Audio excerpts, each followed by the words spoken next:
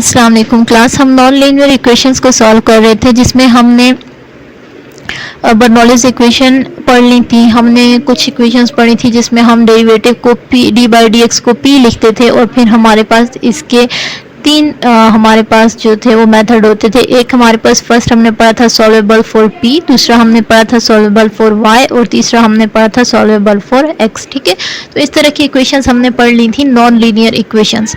अब आज हमारे पास एक नॉन लीनियर इक्वेशन है जिसको हम कहते हैं रिकेटी इक्वेशन। ठीक है, ये बर्नौलीज की ही जो लीनियर इक्वेशन की डेफिनेशन होती है उसी की ही थोड़ी सी एक्सटेंडेड फॉर्म है।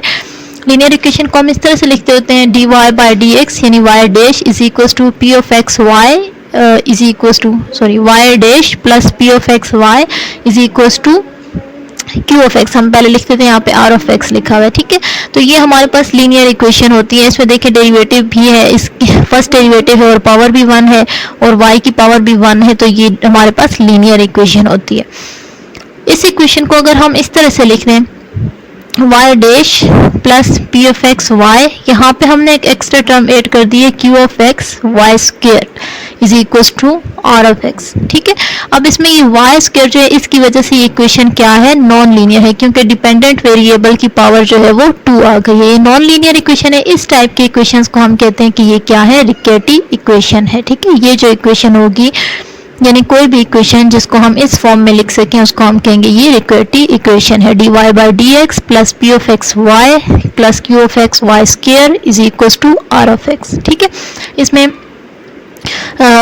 हमारे पास अब इसका अगर हमने सोल्यूशन फाइंड करना है, इसको सिंप्लीफाई करके इस तरह से लिखा है Y dash plus P of Y plus Q of Y square is equal to R. ठीक है, और इसको इन्होंने कहा हुआ है कि ये हमारी इक्वेशन नंबर 1 है। ये इक्वेशन 1 आगे जो यूज़ की हुई है ना वो ये वाली यूज़ की हुई है। ठीक है, अब अगर हमने इसका सोल्यूशन फाइंड करना है तो हमारे पास अगर हम कहेंगे कि let y1 is the particular solution of 1, y1 अगर इक्वेशन नंबर 1 का पर्टिकुलर सोल्यूशन है, पर्टिकुलर सोल्यूशन हमें पता है कि हम जनरल सोल्यूशन फाइंड करके उसमें इनिशियल कंडीशन पुट करके जो कांस्टेंट है उसको हम वैल्यू दे देते हैं तो हमारे पास पर्टिकुलर सोल्यूशन आ जाता है। ठीक है, let y1 is the particular solution of 1 and u is any unknown function of x। ठीक है, u जो है वो कोई भी unknown function of x है। ये दोनों हमें लेट करने हैं और y को हमने फिर लेट कर लेना है, y is equals to y1 plus 1 over u। ठीक है, ये u हमारे पास unknown होगा, इसको हम लेट करेंगे और y जो है पर्टिकुलर सोल्यूशन या तो ये हमें क्वेश्चन में गिवन होगा या हम फिर इसको फाइंड करेंगे। ठीक है, तो हमारे पास ये देखें हमने लेट कर लिया सबसे पहले सॉल्यूशन के लिए y is equal to y1 plus 1 over u।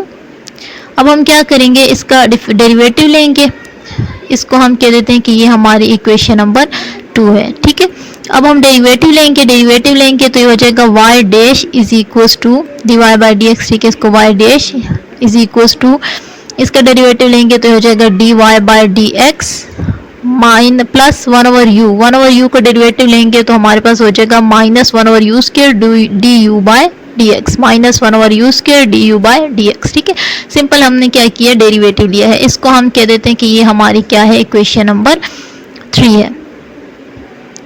अब हमने क्या करना है कि ये जो 2 और 3 से हमारे पास वैल्यूज आई हैं इसको हम पुट कर देंगे इक्वेशन नंबर 1 में, यानी y डैश की जगह भी इसकी वैल्यू पुट कर देंगे और y की जगह भी हम इसकी वैल्यू पुट कर देंगे। तो हमारे पास y डैश की जगह ये सारी वैल्यू आ जाएगी। ठीक है, सबसे पहले हमारे पास है y डैश की जगह हमने ये इसकी वैल्यू पुट कर दी dy 1 divide by D X minus 1 और u square D you by D X plus next question में हमारे पास है पी वाई, तो p इंटू वाई हमारे पास हमने लेट किया y1 प्लस 1 ओवर u के, वो वैल्यू पुट कर दी। प्लस नेक्स्ट हमारे पास क्वेश्चन में है q इंटू यू स्क्वायर, तो q इंटू वाई स्क्वायर। ठीक है, q इंटू y की वैल्यू थी y1 प्लस 1 ओवर u, उसका होल स्क्वायर यहाँ पे स्क्वायर इन्होंने खोल के लिख दिया डायरेक्ट। ठीक है, और इक्वल्स टू r जो दूसरी तरफ है वो हमने उसी तरह लिख दिया है। अब अगर आप देखें तो यहाँ हमारे पास हमने dy1 बाई डी एक्स इसी तरह लिख देते हैं। ये जो y1 के साथ वैल्यूज हैं वो सारी हम एक साथ लिख देते हैं, ठीक है। एक तो ये है py1, ये py1 लिख दिया हमने, फिर ये qy1 का होल स्क्वायर है, ठीक है, यहाँ पे इसको लिख देते हैं। और ये जो प्लस r है ये भी दूसरी तरफ जाके माइनस r हो जाएगा, इसको भी हमने यहाँ पे लिख दिया है, ठीक है, माइनस r। और बाकी जो वैल्यूज हैं उनमें से हमने 1/u स्क्वायर को क्या किया है, कॉमन निकाल लिया है, ठीक है। 1/u स्क्वायर को हमने कॉमन निकाला है, उसको हम यहाँ पे देखें, यहाँ पे भी -1/u स्क्वायर है। यहाँ पे अगर हम इसको u स्क्वायर, क्योंकि नीचे u है तो इसको u बनाने के लिए ऊपर u से ऊपर भी एक u लिख देंगे और नीचे भी, ठीक है। तो यहाँ से भी हम 1/u स्क्वायर कॉमन निकाल सकते हैं। यहाँ पे भी देखें u है नीचे, तो हमें अगर u स्क्वायर बनाना है तो वो भी हम ऊपर भी u से लिख देंगे मल्टीप्लाई, और नीचे भी। यहाँ पे भी अगर हमने यहाँ पे पहले से u स्क्वायर है, ठीक है। तो अब देखें हमारे पास इन सारी वैल्यूज में से हम 1/u स्क्वायर को कॉमन निकालेंगे, -1/u स्क्वायर को, ठीक है। और -1/u स्क्वायर को जब माइनस कॉमन निकालेंगे तो अंदर हमारे पास हो जाएगा du/dx, यहाँ पे du/dx रह जाएगा। यहाँ पे 1/u स्क्वायर जब कॉमन निकालेंगे ये p अंदर मल्टीप्लाई हो जाएगा, ठीक है, तो pu रह जाएगा, ये pu, ये माइनस है तो माइनस का साइन भी अंदर साथ में आ जाएगा, ठीक है। और उसके बाद हमारे पास यहाँ पे ये q भी अंदर मल्टीप्लाई हो जाएगा, 1/u स्क्वायर बाहर कॉमन निकाले, एक माइनस भी कॉमन निकाले, तो यहाँ पे रह जाएगा -2y1u, तो ये हो जाए इंटू q, 2y1u और q आ जाएगा, ठीक है। और यहाँ से जब हम -1/u स्क्वायर बाहर निकालेंगे तो और ये q जो है ये क्योंकि सबसे मल्टीप्लाई होगा तो इससे भी मल्टीप्लाई हो जाएगा, तो अंदर हमारे पास सिर्फ वैल्यू रह जाएगी -q, ठीक है। सिंपल हमने -1/u की रेस में से कॉमन निकाल लेना है, वो आप लोगों ने कर लेना है, ठीक है। अब हमारे पास ये इक्वेशन जो है इसमें अगर हम देखें तो जो क्वेश्चन था हमारे पास वो हमारे पास ये है dy/dx, ये इक्वेशन है हमारे पास dy जो इक्वेशन नंबर 1 में क्वेश्चन है वो हमारे पास है dy/dx यानी y dash plus py plus qy square is equal to r। हमें पता है कि y1 क्या है, इसका पर्टिकुलर सोल्यूशन है, तो अगर हम y1 इस इक्वेशन में पुट कर दें तो ये हमारे पास सेटिस्फाई होगी, यानी दोनों तरफ left hand side right hand side के आंसर सेम आएंगे, यानी y1 dash plus py1 plus qy square qy1 square, और ये हमारे पास इक्वल आ जाएगा किसके, r के। और r को अगर हम दूसरी तरफ ले आए तो ये -r और राइट हैंड साइड पे हमारे पास क्या रह जाएगा, 0 रह जाएगी वैल्यू, ठीक है। यानी कि क्योंकि y1 इसका पर्टिकुलर सॉल्यूशन है तो इक्वेशन को सेटिस्फाई करेगा, और हमारे पास y1 dash plus py1 plus qy1 square minus r equal आ जाएगा 0 के, ठीक है। तो लेट्स यहाँ पे यही लिखा हुआ है कि dy1 यानी y1 डैश d/dx y1 यानी y1 dash plus py1 plus qy1 का whole square minus r is equal to 0, ठीक है।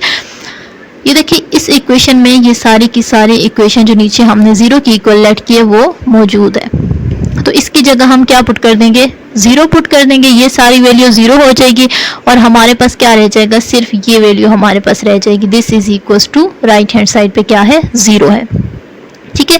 और ये u स्क्वायर ये जब दूसरी तरफ मल्टीप्लाई होगा 0 से तो ये भी ख़त्म हो जाएगा हमारे पास, यानी सिर्फ ये अंदर वाली ये जो वैल्यूज़ हैं ये हमारे पास रह जाएंगी, दिस इज इक्वल्स टू 0। और यहाँ पे यही इन्होंने लिखा हुआ है du/dx minus p plus 2qy1 into u is equals to 0, ठीक है। इसको जब आप 0 के इक्वल रखेंगे, ठीक है, ये जो हमारे पास ये जब 0 के इक्वल आएगा तो इससे हमारे पास ये वाली इक्वेशन जनरेट हो जाएगी, q दूसरी तरफ लेके जाएंगे प्लस हो जाएगा, ठीक है, u कॉमन निकाल लेंगे, इस तरह से थोड़ा सा सिंप्लीफाई करेंगे।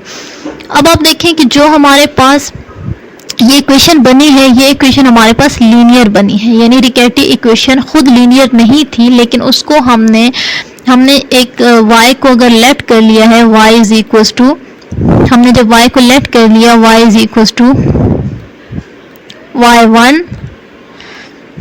Plus 1/u। ठीक है, जब हमने इसकी इक्वल लेट कर लिया तो ये इक्वेशन अब हमारे पास क्या बन गई है, u में लीनियर बन गई, क्योंकि देखिए u का एक डेरिवेटिव मौजूद है और यहाँ पे भी u की 1 पावर मौजूद है। ठीक है, तो ये हमारे पास क्या है, अब इक्वेशन लीनियर है और लीनियर इक्वेशन को हमें जो है लीनियर इक्वेशन का सोल्यूशन फाइंड करना आता है। ठीक है, अब आप लोगों ने इसमें से एक चीज़ याद रखनी है कि बजाय इसके कि हमने ऊपर जितने स्टेप्स किए हैं वो बार बार हम पूरे स्टेप्स करें, आप लोगों ने एक तो सब्स्टिट्यूशन याद रखनी है। ठीक है, एक तो आपने ये वाली सब्स्टिट्यूशन याद रखनी है कि हमने y को किसके इक्वल लेट करना है, y1 + 1/u। ठीक है, और दूसरा आपने ये वाला लास्ट में जो फार्मूला आया है ना, ये वाला याद रखना है। फिर हम डायरेक्ट लिख देंगे कि जब हम लेट करेंगे y = y1 + 1/u, तो u को हमारे पास ये इक्वेशन बन जाएगी du/dx प्लस p भी हमें पता होगा, q भी पता होगा, इक्वेशन से ही हमें पता है। ठीक है, और y1 की वैल्यू या क्वेश्चन में गिवन होगी या हम फाइंड कर लेंगे। ठीक है, और q भी हमें क्योंकि पता है, तो बजाय इसके कि हम ये जो ऊपर हमने जितने भी स्टेप्स ये सॉल्यूशन फाइंड करने के निकाले हैं वो हम बार बार करें, हम डायरेक्ट इस इक्वेशन में पुट कर देंगे वैल्यू। ठीक है, अब नेक्स्ट हम यहाँ पे इसकी एक एग्जांपल करते हैं।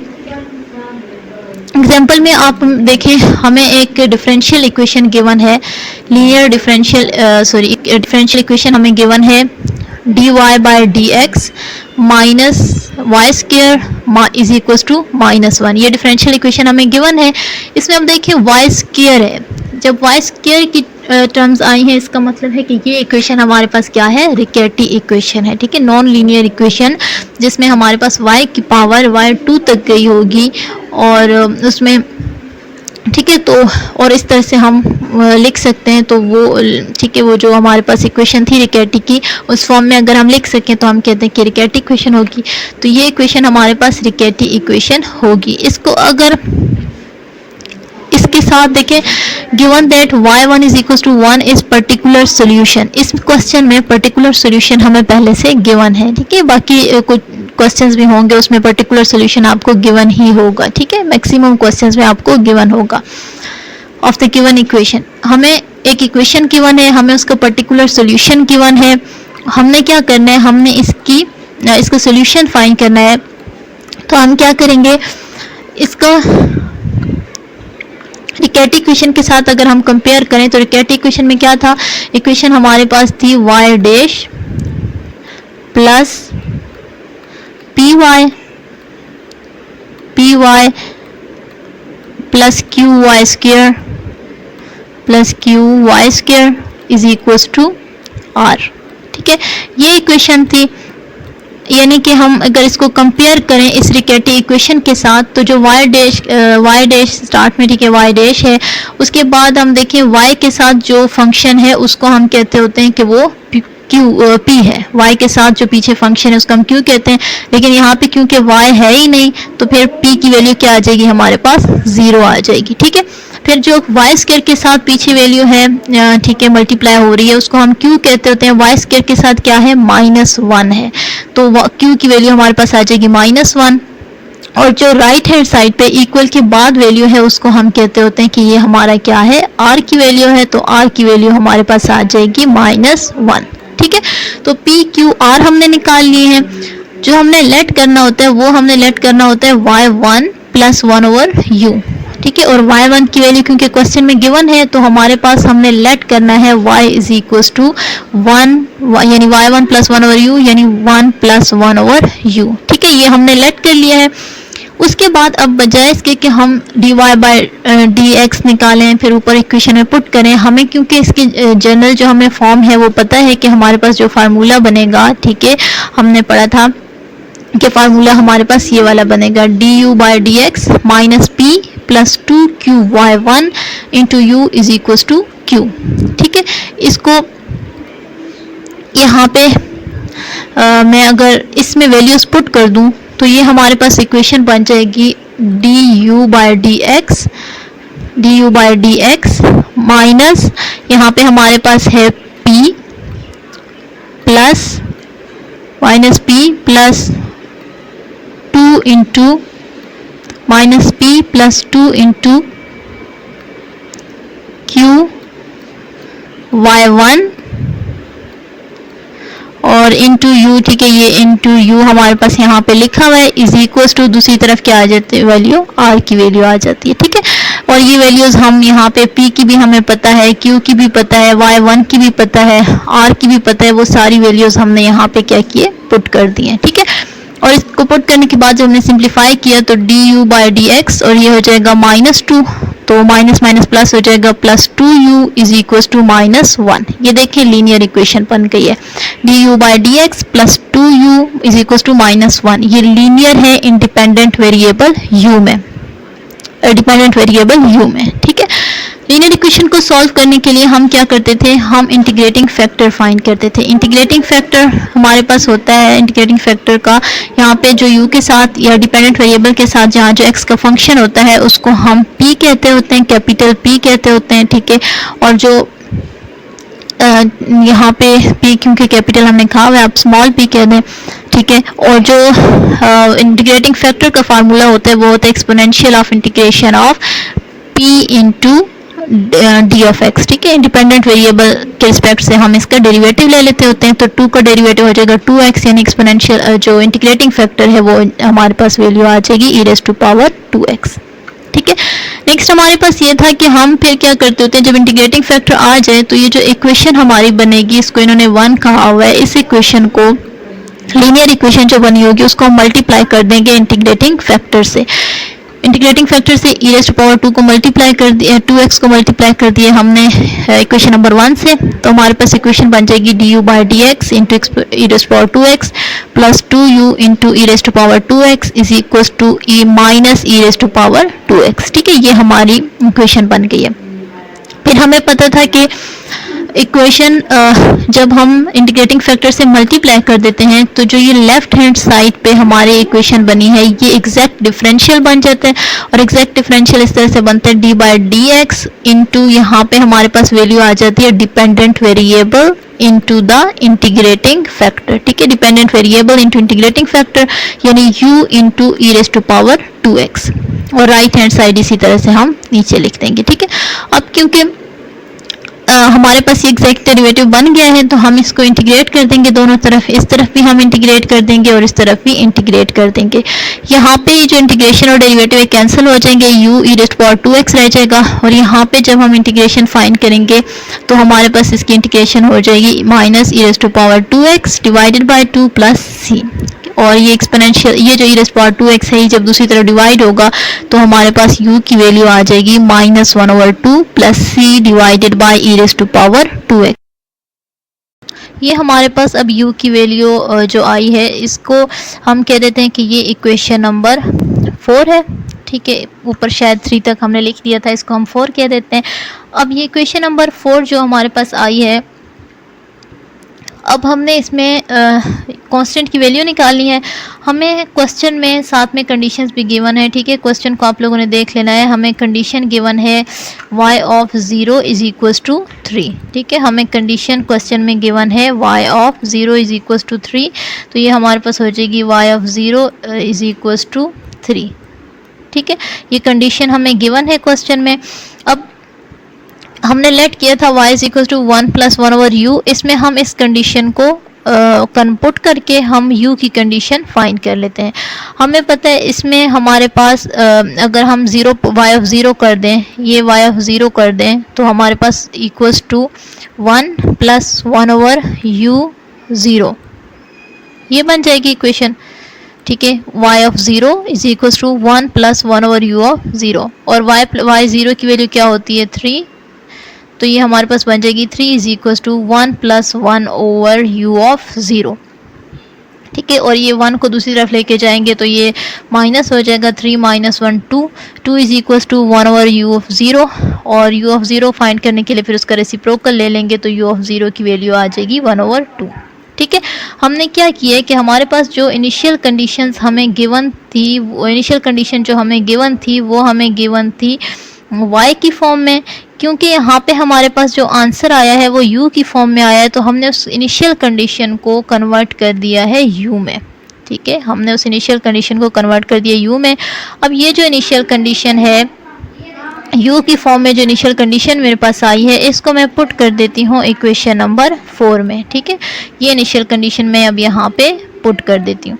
इसमें अगर आप देखें तो आपको पता है कि जो इनिशियल कंडीशन होती है यहाँ पे जो ब्रैकेट्स में है ये वैल्यू x की होती है, और जो दूसरी तरफ इक्वल की दूसरी तरफ होती है ये वैल्यू होती है डिपेंडेंट वेरिएबल की। डिपेंडेंट वेरिएबल यानी यहाँ पे u है तो u की वैल्यू होगी ये दोनों वैल्यूज़ मैं यहाँ पे पुट कर दूंगी। u की वैल्यू हो जाएगी 1/2, इसकी जगह मैं 1/2 पुट कर दूंगी, इक्वल्स टू ये -1/2 इसी तरह आ जाएगा, plus c divided bye x की जगह क्या पुट करूंगी, 0 पुट करूंगी, तो e⁻2 × 0 0 हो जाएगा, ठीक है। और e⁻0 0 हो जाएगा, 2 e⁻0 हो जाएगा, ठीक है।